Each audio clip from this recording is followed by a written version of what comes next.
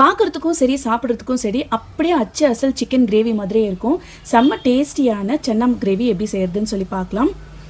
ஒரு குக்கரில் 1 table spoon எண்ணெய், பட்டை, லவங்கம், ஏலக்காய், கருவேப்பிலை சேர்த்துக்கோங்க. வெங்காயம், இஞ்சி, பூண்டு இது ஃபைன் பேஸ்ட்டாக அரைச்சி சேர்த்து நல்லா வதக்கிடுங்க.